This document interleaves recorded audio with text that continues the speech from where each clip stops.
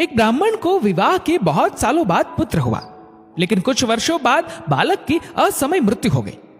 ब्राह्मण शव लेकर श्मशान पहुंचा। वह मोहवश उसे दफना नहीं पा रहा था।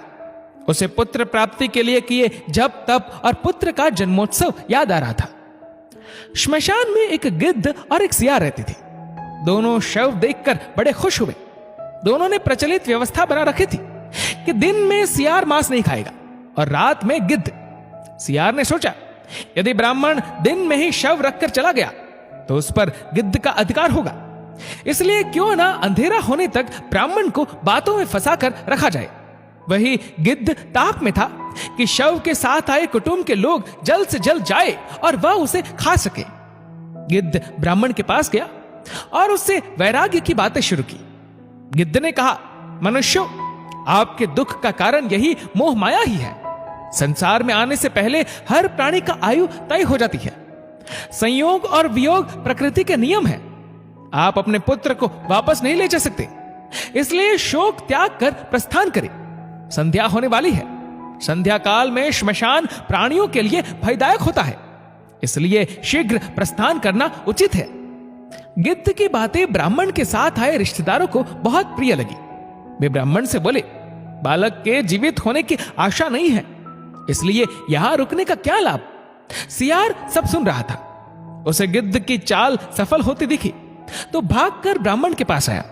सियार कहने लगा, बड़े निर्दयी हो, जिसे प्रेम करते थे उसके मृतदेह के साथ थोड़ा वक्त नहीं बिता सकते? फिर कभी इसका मुंह नहीं देख पाओगे। कम से कम संध्या तक रुक कर जी भर के देख लो। उन्हें रोके रखने के लिए सियार ने नीति की बातें छेड़ दी।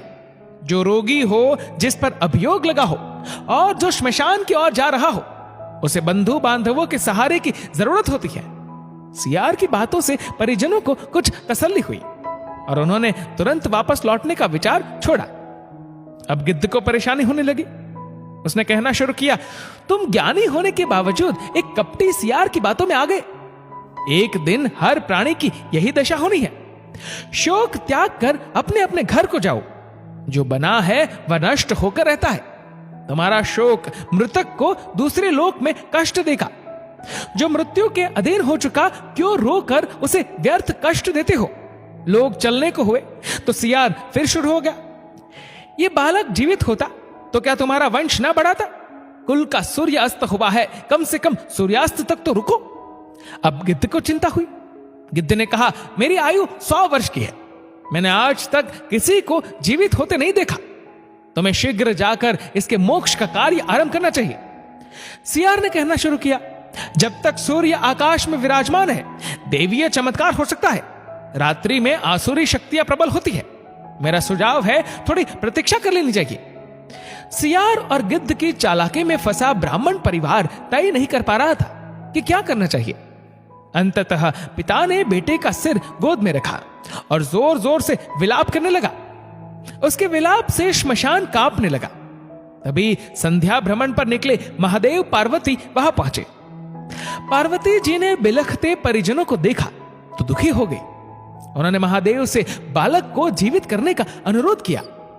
महादेव प्रकट हुए और उन्होंने बालक को 100 वर्ष की आयु दे दी। गिद्ध और सियार दोनों ठगे रह गए। गिद्ध और सियार के लिए आकाशवाणी हुई, तुमने प्राणियों को उपदेश तो दिया, उसमें सांत्वना की बजाय तुम्हारा स्वार्थ निहित था, इसलिए तुम्हें इस निकृष्ट योनि से शीघ्र मुक्ति नहीं मिलेगी। दूसरों के कष्ट पर सच्चे मन से शोक करना चाहिए। शोक का आडंबर करके प्रकट की गई संवेदना से गिद्ध और सियार की गति प्राप्त होगी। एक महात्मा एक जगह बैठा था। पास से एक गाड़ी गुजरी जिससे एक गेहूं की बोरी नीचे गिर गई और फट गई और बाहर गेहूं के दाने गिर गए। महात्मा बैठकर देख ही रहा। एक कौवा आया, अपने पेट के अनुसार कुछ दाने खाए और उड़ गया। कुछ समय बाद एक गाय आई, उसने भी भर पेट खाया और चली गई। बाद में एक आदमी आया, उसने वो बोरी ही पीठ पर उठा ली और अपने घर लेकर चला गया। सोचने वाली बात है, उन पशु पक्षी को यह समझ में आ गया कि जिस मालिक ने उन्हें यहां भेजा है वो हर रोज उन्हें भर पेट देता है, पर मनुष्य को यह छोटी सी बात क्यों नहीं समझ में आ रही।